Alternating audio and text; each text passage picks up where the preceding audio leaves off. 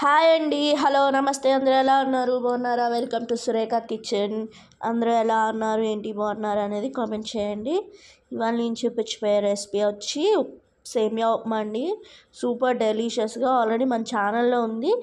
ఆ మెథడ్లోని చేయొచ్చు, ఈ మెథడ్లోని చేయొచ్చు అనమాట. ముందుగా సేమియా అనేది డ్రై రోస్ట్ చేసుకోవాలి. ఇలా ఫ్రై చేసుకుంటే మనకి జిగురుగా అంటుకోకుండా చాలా పర్ఫెక్ట్గా వస్తుంది.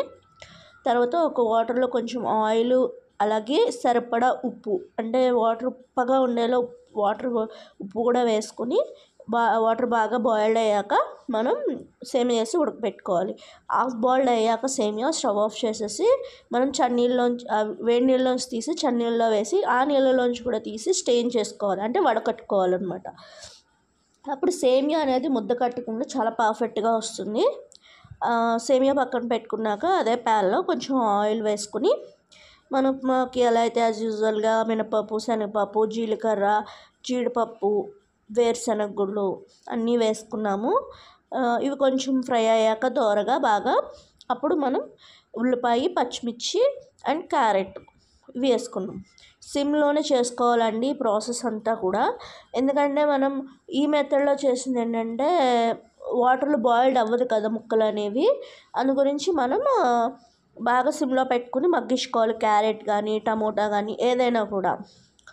మనం వేరే ఇంకొక మెథడ్లో చేస్తే ఆ మెథడ్లో ఎలాగో వాటర్లో బాయిల్డ్ అవుతాయి కాబట్టి ఆఫ్ కుకింగ్ చేసినా సరిపోతుంది.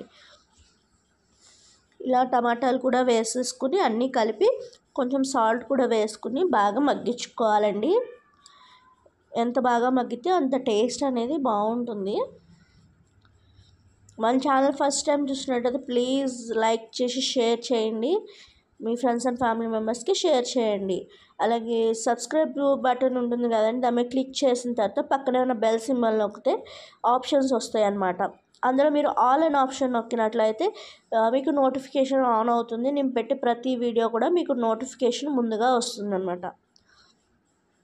మొత్తము మనం వేసుకున్న వెజిటేబుల్స్ అన్నీ బాగా మగ్గిపోయాక మనం ముందుగా ఉడికించి చల్లారి పెట్టుకున్న సేమియా ఇందులో వేసుకొని జస్ట్ సిమ్లోనే మనం టాస్ చేసుకోవాలన్నమాట. అంటే కొంచెం బాగా మిక్స్ చేసుకొని మళ్ళీ రీహీట్ అయ్యే వరకు ఫ్రై చేసుకోవాలి. అప్పుడు మనకి పొడి ఆడుతూ చాలా పర్ఫెక్ట్గా అనేది వస్తుందన్నమాట సేమియా ఉప్మా అనేది.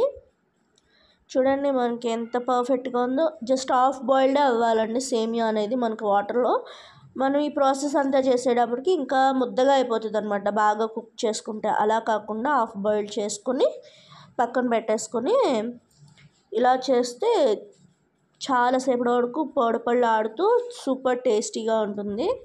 సేమియా మొత్తం కలిపేసుకుని తాలింపులో కొంచెం ఉప్పు సరిపోకపోయినా ఉప్పు అడ్జస్ట్ చేసుకొని కొత్తిమీర వేసుకుని బాగా మిక్స్ చేసేసుకుని వేడివేడిగా సర్వ్ చేసేసుకోవడమే. సూపర్ టేస్టీ అండ్ సేమియా ఉప్మా రెడీ. మీకు ఇంకేమేమి రెసిపీస్ కావాలో కామెంట్ చేయండి. నేను ఆ రెసిపీస్ కంపల్సరీ చేసి అప్లోడ్ చేస్తాను. అలాగే లాస్ట్లో ఒక స్పూన్ నెయ్యి యాడ్ చేస్తే మంచి ఫ్లేవర్ వస్తుంది. అంతే, వేడివేడిగా సర్వ్ చేసేసుకోవడమే. Thank you for watching. Like, share, subscribe. Bye.